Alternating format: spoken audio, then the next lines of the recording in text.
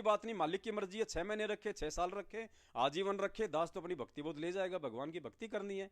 सब कुछ जेल ही है यहाँ पे। अरे मैं तो चलो 2 साल जेल काट के आ जाऊंगा, वो जेलर तो बेचारा 60 साल जेल काटेगा। वो रात को जाके अपने घर पे तो सोता है, बाकी तो वो भी सारा दिन जेल में रहता है।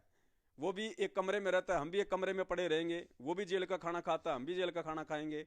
क्या दिक्कत है? ये तो एक सोच का फर्क है पुण्यात्माओं। हमसे ज्यादा जेल तो बेचारा वहां का स्टाफ काटता है। तो ये थोड़ी सी ये बातें थी, तो कोई विशेष नहीं है ये।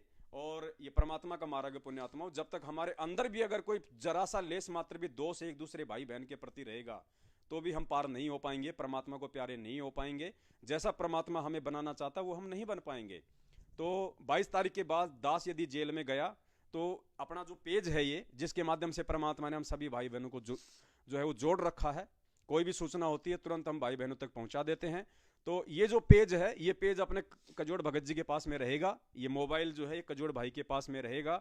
जो भी कोई आवश्यक सूचना होगी परमपिता परमेश्वर जी के आशीर्वाद से, जो भी संदेश आप भाई बहनों को देना होगा, ये कजोड़ भगत जी लाइव आएंगे। आप जी को पहले ग्रुपों में मैसेज डाल दिया जाएगा। आप सभी भाई बहन प्यार प्रेम से एक दूसरे से जुड़े रहे, एक दूसरे से सीखने का ही हम प्रयत्न करें।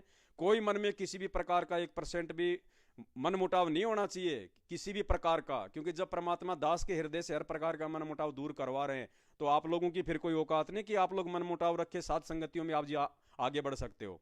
तो जो कजोड़ है वही पवन है, जो पवन है वही कजोड़ है, और जो हम दोनों हैं वही आप सब हैं, और जो हम सब हैं वही हमारा परमात्मा है, और जो परमात्मा है तो हम सब हैं। हमें किसी को छोटा नीचा ऊंचा कुछ नहीं समझना पुण्यात्माओं। बिल्कुल साफ दिल से हम आगे बढ़ेंगे तो परमात्मा हमारे साथ में रहेगा, और कोई हमारा बाल बाका नहीं कर पाएगा। और कोशिश करेंगे कि आगे निकट भविष्य में हम नीचों के द्वारा ऐसी कोई भी बात ऊंच नीच वाली ना हो।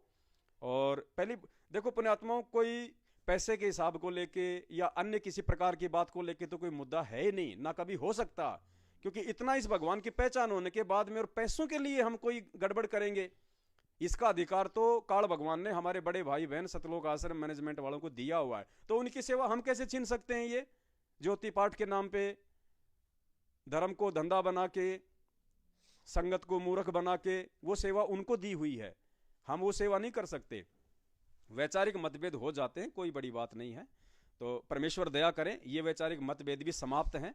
और भाई आज के बाद में आप जी के सामने लाइव आएंगे, और प्यार से ध्यान से सारी बातें आपने सुननी है, मैसेजों को आगे से आगे शेयर करना है। और अंतिम जो निर्णय है, चाहे ये पवनदास लाइव हो, चाहे कजोड़ भाई लाइव हो, चाहे अन्य कोई भाई कोई परमेश्वर के मार्ग में आपको कोई बात बताए, अंतिम निर्णय आप लोगों के ऊपर है। परमेश्वर के ज्ञान आधार से आपने अपने बुद्धि विवेक से उन चीजों पे आपने मतलब ये निर्णय लेना है कि हमने इन बातों को स्वीकार करना है या नहीं करना है।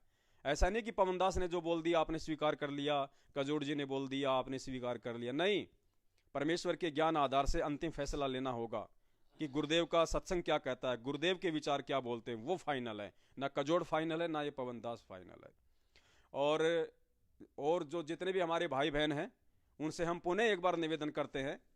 उन्होंने भी बड़ी खुशी सी मनाई होगी कि यार बहुत अच्छा हुआ, लेकिन नहीं, हम परमेश्वर के निमित्त होके, और ये पवनदास जाते जाते एक बार अपने तमाम सभी भाई बहनों से एक बार पुनः, अगर किसी भी प्रकार का मन में आपके दास के प्रति कोई दोष हो, कोई त्रुटि हो, या मुझ नीच के मन में आप जीव के प्रति रही हो, तो मैं एक बार पुनः शीश झुका के आप सभी भाई बहनों को जो है माफी की याचना करता हूं।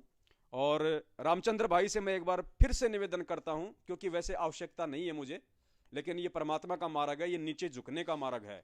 और बार बार परमात्मा अगर इस प्रकार का संदेशा दिलवा रहे हैं, तो कहीं ना कहीं उनके जीवन में कोई ना कोई संकट है। ये 2022 है, अगर सुधार लिया हमने एक साल में अपने आप को तो ठीक है, नहीं तो फिर आगे फिर ये ड्रामे दिखाना शुरू कर देगा काल भयंकर तरीके से। तो मैं पुनः एक बार रामचंद्र भाई से और उनके साथियों से निवेदन करता हूं, भाई दास एक बार पुनः अगर जाने अनजाने की कोई गलतियां हैं तो मैं हृदय से क्षमा याचना मांगता हूं आप लोगों से नीची गर्दन करके। अपने मन में सारे जितने भी वैर भाव हैं मन बोटाव में भुला दो भगत जी, कुछ हासिल नहीं होगा।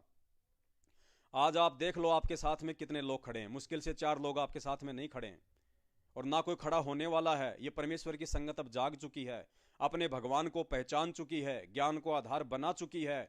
अब तो यहाँ अगर ब्रह्मा विष्णु महेश भी उतर के आ जाएं, और भगवान ने कहा ना कि जो बच्चा मेरा 3 साल से उपदेशी हो जाता है उसके बाद अगर काल भगवान भी नीचे आके अगर इनको भ्रमित करने का प्रयास करे तो वो भ्रमित नहीं होंगे। तो परमेश्वर की जो संगत है सात संगतियों से जुड़ के उस नेक्स्ट स्टेज पे पहुंच चुकी है। अब उन्हें किसी भी प्रकार से विचलित करना, तोड़ना, एक दूसरे के प्रति मनमुटाव पैदा करना, वैर भाव पैदा करना, वो ऐसे बेतुके पोस्टर बना बना के आपस में जो है मालिक के बच्चों को विचलित करने का सोचना, ये अब संभव नहीं है भाई। वो समय निकल चुका है 650 साल पहले वाला। ये शिक्षा परमात्मा ने इसीलिए दी है, बुद्धि विवेक इसीलिए दिया है। परमात्मा ने अपने बच्चों को अपडेट कर दिया है इस तत्व ज्ञान से। अब ये संभव नहीं है, चाहे कोई कितना प्रयास